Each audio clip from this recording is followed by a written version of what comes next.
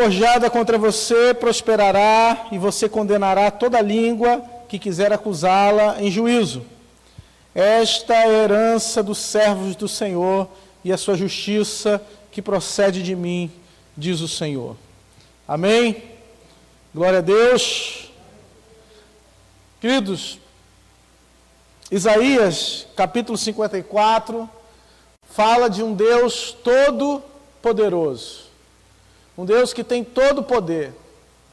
Um Deus que pode fazer qualquer coisa que sequer imaginamos, Deus pode fazer.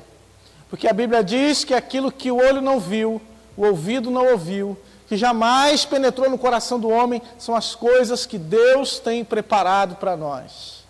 Deus pode fazer aquilo que às vezes nós limitamos a Deus. Nós falamos, né? Pedimos ao Senhor dentro da nossa limitação. E na nossa limitação nós falamos: Senhor, eu preciso de tal coisa. Senhor, eu necessito de um milagre. Eu preciso que o Senhor mude uma situação. E no nosso coração, às vezes, a gente pensa um caminho para Deus fazer. A gente pensa: Deus poderia fazer dessa forma. Deus poderia fazer dessa maneira.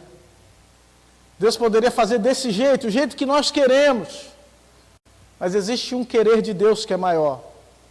Existe uma maneira de Deus fazer as coisas que está além daquilo que podemos imaginar, daquilo que podemos pensar. Existe uma forma de Deus agir, um milagre de Deus que pode se concretizar na vida daquele que serve a Deus, que é uma saída que nós não imaginamos. E nessa saída é o momento em que ocorre o milagre de Deus.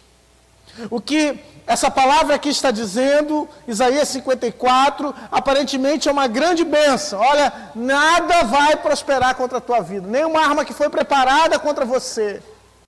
Mas quando nós olhamos para a realidade do povo de Deus, nós vamos ver, vamos perceber que eles foram levados em cativeiro, vamos ver que eles sofreram, vamos ver que eles padeceram necessidades, vamos ver terríveis lutas em volta daqueles que temem e servem a Deus. Porque em meio à perseguição, Deus tem um milagre. Em meio às lutas, em meio às provas, em meio, a tribulações, Deus tem uma resposta, Deus tem uma saída. E a palavra que lemos, e eu mencionei isso aqui pela manhã, fala de uma arma que foi forjada, preparada para você. Uma espada. Uma espada que foi colocada no forno, 700 graus Celsius, o aço foi amassado, batido.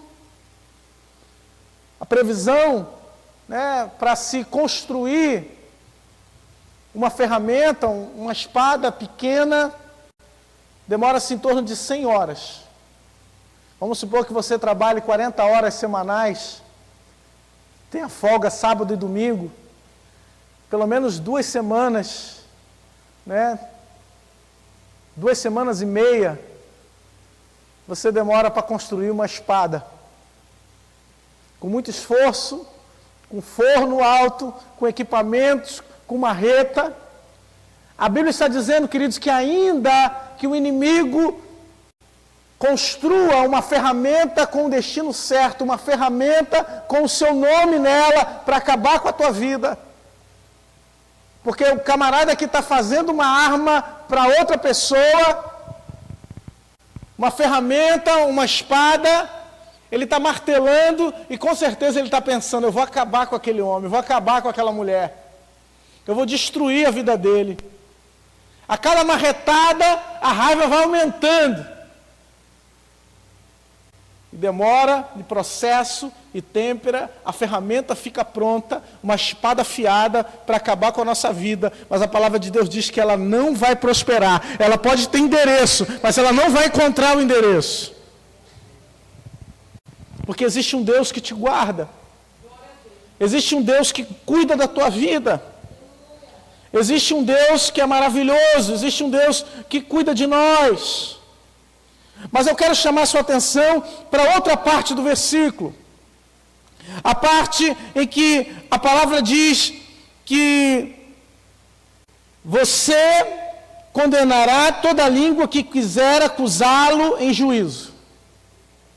Porque assim como uma arma que foi preparada para acabar com a tua vida, existem palavras que foram preparadas para acabar com a tua moral.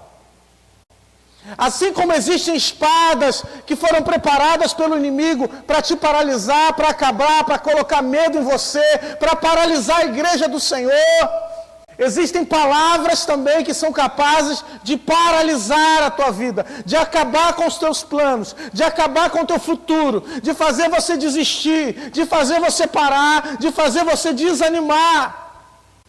Palavras que foram arquitetadas por um coração mau, palavras que foram planejadas por alguém que não teme a Deus, palavras que foram levantadas por aquele que quer destruir a tua vida, como uma seta, como uma espada, que tem endereço certo, te destruir, acabar com você.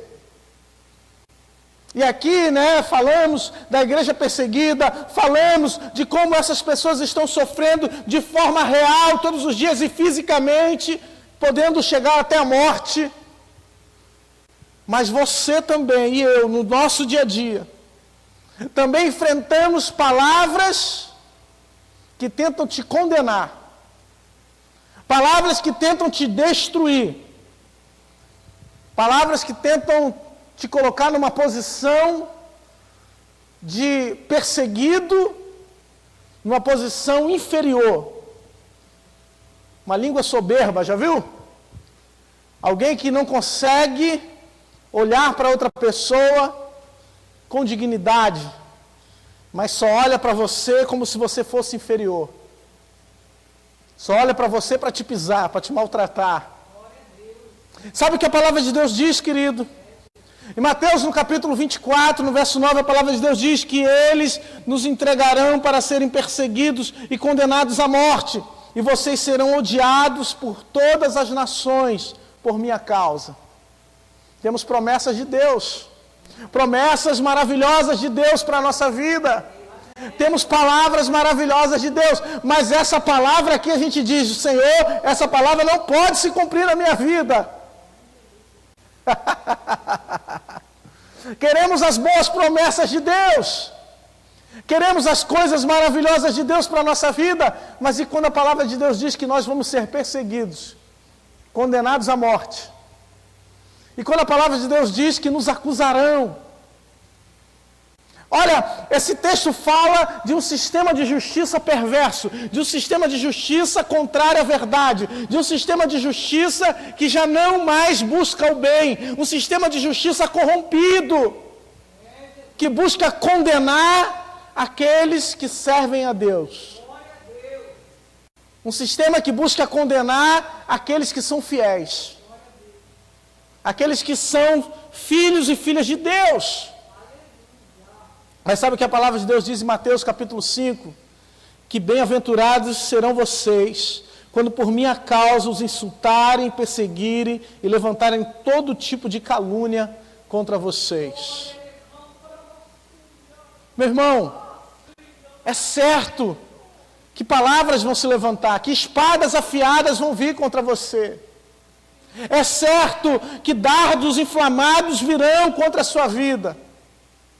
Mas o Senhor já nos deixou uma armadura poderosa.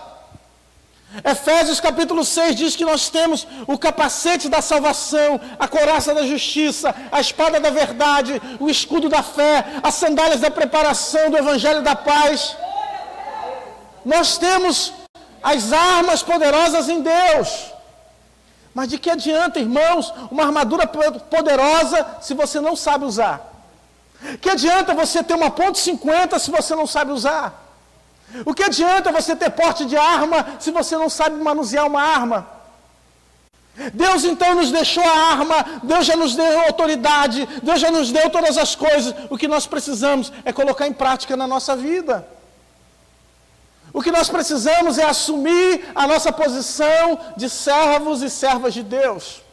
O que nós vemos nesses testemunhos de pessoas que sofrem fisicamente, é que grande parte delas dizem: eu continuo servindo ao Senhor.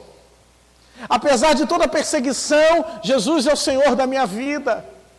Apesar de terem queimado a minha igreja, apesar de terem queimado o púlpito da minha igreja, apesar de terem matado o meu esposo, o meu pastor, o meu filho, eu ainda assim amo o Senhor. Porque o cristão, ele é caracterizado por aquilo que ele faz na hora do sofrimento. O cristão é caracterizado pela atitude dele na hora da luta. Porque o cristão, ele não segue o caminho desse mundo. Enquanto você está vivendo, a Bíblia diz que há uma multidão de testemunhas à sua volta, olhando, o que ela vai fazer agora? E essa multidão não são só pessoas, irmãos, são os anjos. Eles também estão olhando para você, olha lá. Lembra de Jó? Quando Satanás chegou diante da presença de Deus, Deus falou para Satanás: viste o meu servo Jó? Ele é reto, íntegro, temente a Deus, se desvia do mal. Porque existem testemunhas olhando para a sua vida. Estão olhando para você. Você está sozinho no banheiro, mas estão te vendo. Você está sozinho na internet, não tem ninguém naquele quarto, mas Deus está vendo.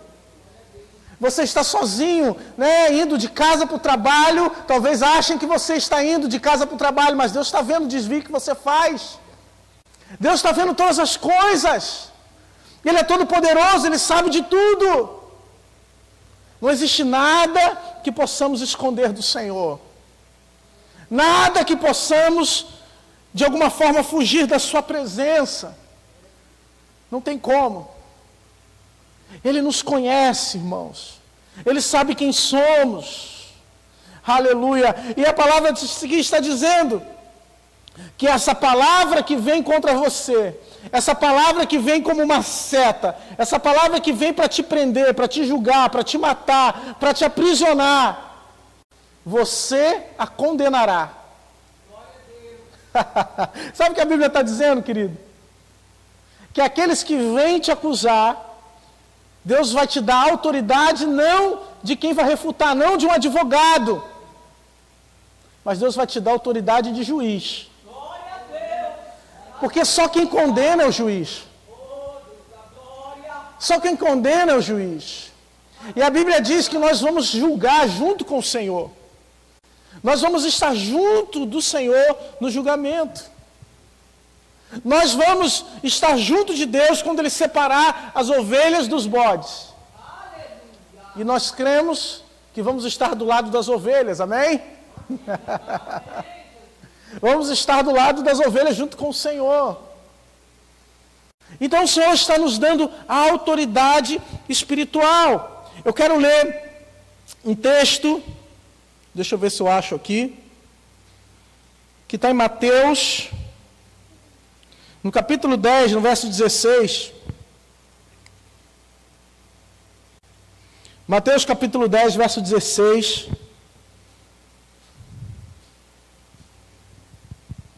Aleluia. Aleluia, Jesus. Glória a Jesus. Diz assim: eis que eu os envio como ovelhas para o meio de lobos. Portanto, sejam prudentes como as serpentes e simples como as pombas. Tenham cuidado com os homens, porque eles os entregarão aos tribunais e os açoitarão nas suas sinagogas. Por minha causa, vocês serão levados à presença de governadores e de reis, para lhes servir de testemunho a eles e aos gentios. E quando entregarem vocês, não se preocupem quanto a como ou o que irão falar, porque naquela hora lhes será concedido o que dirão. Afinal, não são vocês que estão falando, mas o Espírito do Pai de vocês é que fala por meio de vocês. Amém? O Senhor Jesus aqui está dizendo: olha, vocês vão ser enviados como ovelhas no meio de lobos. Sabemos que a ovelha é indefesa para o lobo. Sabemos que a ovelha é incapaz, uma ovelha sozinha, de enfrentar um lobo. Mas o Senhor está dizendo, quando vocês forem capturados, o Espírito Santo tem uma força maior dentro de vocês. Existe um poder maior dentro de vocês. E esse poder é tão grande, irmãos, que quando somos acusados, obviamente o que vamos fazer? Procurar um advogado. E no sistema que está pervertido, no sistema que está corrompido pela injustiça e pelo pecado, o maior advogado que temos é o Espírito Santo de Deus. O maior advogado que temos é aquilo que o Espírito Santo nos ensina a falar. E o Senhor está dizendo, eu vou colocar palavras que vão fazer grandes milagres. Palavras poderosas. Naquela hora, naquele momento. Aleluia. Porque é o Espírito que fala por meio de vocês. Jesus está dizendo, existe uma forma de eu me manifestar nessa terra, existe uma maneira como eu me manifesto entre as nações, é por meio do meu povo, é por meio da tua vida que o Espírito Santo se manifesta nessa geração. Jesus. Para aqueles homens Jesus disse, olha, eu poderia levantar filhos, descendência de pedras, descendência de Abraão. Os anjos desejam pregar a palavra de Deus, mas o Senhor nos deu esse privilégio. O privilégio de ministrar sobre aqueles que estão à nossa volta. O privilégio de ministrar nessa geração. Eu estava lendo um outro testemunho hoje, de uma moça chamada Charit, que no momento em que o Boko Haram entrou na aldeia dela, ela fugiu para as montanhas, e quando chegou lá nas montanhas, quando ela estava fugindo, subindo, uma moto veio atrás deles, e eles então correram, e os filhos dessa mulher se separaram dela, os 2 filhos. Ela se escondeu dentro de uma caverna, e enquanto ela estava na caverna, só alguns cristãos ali escondidos, e ela sussurrando, vocês viram os meus filhos, e falando o nome dos filhos, e falando, e não encontrou. Aquela mulher, depois que aqueles homens saíram, ela voltou para casa, e ela foi viver o seu dia a dia, entristecida com a perda dos filhos. Eu não sei se você já perdeu o seu filho. Eu não sei se você, como criança, já se perdeu do seu pai e da sua mãe. Já me perdi dentro do mercado várias vezes, irmãos. Minha irmã uma vez se perdeu dentro da Mesbla. Lembra da Mesbla? Do passeio?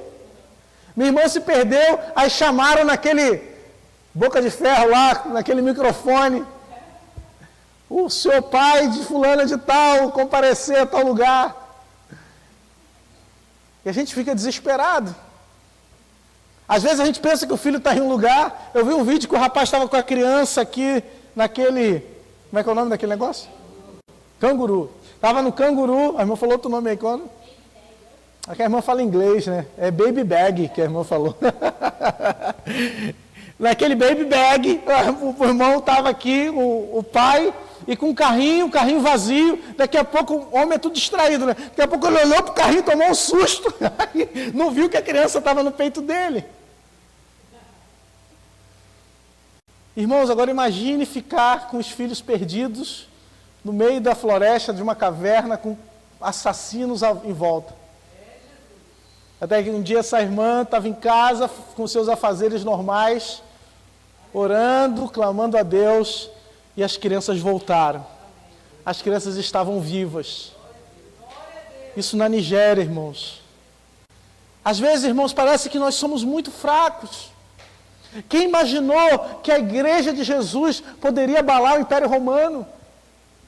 Quem imaginou que aqueles fracos apóstolos que eram temerosos, que sequer tiveram coragem de ficar junto de Jesus no momento da crucificação, seriam capazes de abalar o império inteiro?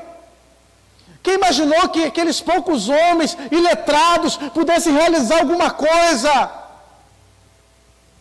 Quem pensou? Mas eles tinham um segredo.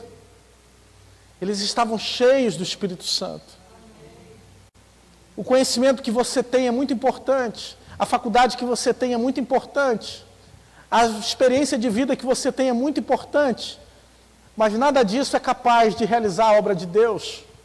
Porque somos fracos e pequenos, mas quando somos cheios do Espírito Santo, algo pode acontecer na nossa vida. De manhã eu contei, uma pequena ilustração, porque a primeira lei de Newton diz que um corpo ele tende a estar em repouso ou em movimento, a menos que uma força externa tenha uma ação sobre ele. E nós, que servimos a Deus, tendemos a permanecer no estado que estamos, ou a continuar vivendo a vida cristã da forma que estamos vivendo, e por aí está tudo bem, até que uma força externa age sobre nós. E quando essa força externa age sobre nós, nós somos capazes de vencer uma arma que aparentemente aos nossos olhos é poderosa, porque só conseguimos vencer algo que é forte com uma força maior ainda do que ela. E a nossa força parece ser pequena, mas nós temos armas poderosas, armas espirituais. E eu quero convidar você a entrar nessa noite, nessa batalha espiritual. E essa batalha espiritual não é só pela tua casa, essa batalha espiritual não é só pelo teu casamento, pela tua família, pelos teus filhos. Essa batalha espiritual é por uma geração, é por uma nação. A palavra de Deus diz: pede-me e eu te darei as nações por herança. Oh Jesus, a palavra de Deus que é poderosa, te dá autoridade espiritual. E nós precisamos usar essa autoridade em favor da igreja do Senhor. A autoridade que Deus te deu é para ministrar sobre a tua vida. Faltam 10 minutos e eu quero orar por você. Pode vir para cá, Pablo. Essa semana, Matias, na terça-feira, chegou em casa e disse que estava com dor na barriga. Nós levamos ele no médico. E a principal suspeita, da médica, que ela tentou descartar, um apendicite. E eu fiquei pensando, meu Deus, menino de 7 anos, apendicite, vai ter que fazer cirurgia. Misericórdia. E daí fez os exames, não tinha nada, fomos para casa. E quando chegamos em casa, o menino ainda com dor, e nós intercedemos por ele, oramos pela vida dele. Quando pensei que ele estava bom, teve outro período com dor, e a gente fala, qual o número da dor? Ele está 9, está 10, ele é meio exagerado, mas... E queridos, nós levamos de novo no hospital, e ali no hospital eu comecei a conversar com a moça que estava fazendo, a médica que estava fazendo o ultrassom dele, e aquela médica era uma moça equatoriana. E ali aquela moça começou a falar da vida dela, começou a falar da família dela, começou a falar daquilo que ela estava vivendo aqui. E eu fiquei pensando, talvez a oportunidade de Deus para eu estar aqui, ou o propósito de Deus para eu estar nesse lugar, seja isso que está acontecendo. E queridos, eu tive a oportunidade de falar de Jesus, tive a oportunidade de convidar a moça para vir aqui, que era aqui perto, no Glória Dó. Agora, quantas oportunidades Deus te dá no seu dia? Quantas oportunidades Deus me dá no meu dia? E às vezes eu fico achando, eu sou tão pequeno, eu sou tão fraco. Hoje eu não estou bem. E às vezes a gente fala que não está bem, mas a gente se esquece que pode ter gente que está pior do que nós.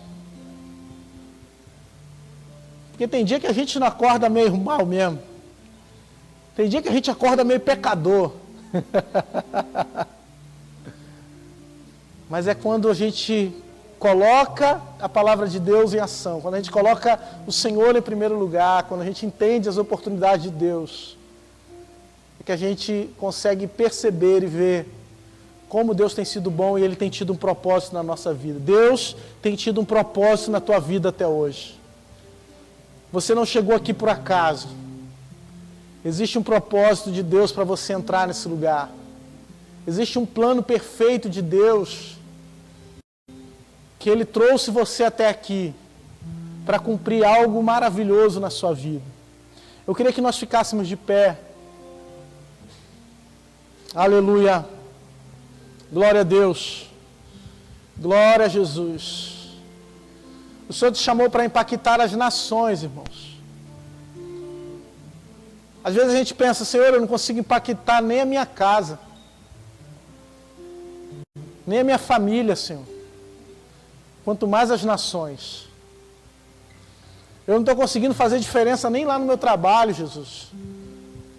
Quanto mais pessoas que estão do outro lado do mundo. E às vezes são aqueles que são pequenos, fracos, que o Espírito Santo quer usar para uma obra grandiosa. Eu queria que você colocasse a mão sobre o seu coração. Porque Deus tem te chamado, meu irmão. Deus tem falado contigo. Deus tem ministrado sobre a sua vida. Ô Senhor. E às vezes nós ficamos tão enclausurados na igreja que nos esquecemos que fazemos parte de um corpo maior. Que o corpo de Cristo não é só aonde nós congregamos. O corpo de Cristo é maior. Ele está espalhado em todos os lugares do mundo. Senhor, em nome de Jesus, eu quero colocar a vida do meu irmão nas tuas mãos. Eu quero colocar, Senhor, o coração dele diante do teu altar. Eu ministro sobre a vida dele cura, transformação e milagre, Senhor. Que ele veja, Senhor, verdadeiramente a tua obra e a tua palavra se cumprir na vida dele, na vida dela, em nome de Jesus. Espírito Santo, o Senhor está passando por aqui, Senhor. O Senhor está aqui nessa noite contemplando cada coração, cada vida nesse lugar. O Senhor é aquele que é, que era e que há de vir. É o mesmo Deus, o Deus que não mudou, Senhor. O Deus que está presente aqui para fazer maravilhas no meio de nós. Porque a tua palavra diz que o Senhor pelejará por nós e nós nos calaremos. Espírito da verdade, ministra sobre o coração de cada irmã aqui, de cada irmão, Jesus. A força que só o teu Espírito pode dar. Espírito Santo, renova corações. Renova aqueles, Senhor Deus amados, que estão desanimados, cansados, se sentindo oprimidos, Pai, por um dia a dia, por uma rotina. Ah, Senhor, por aquilo que não tem.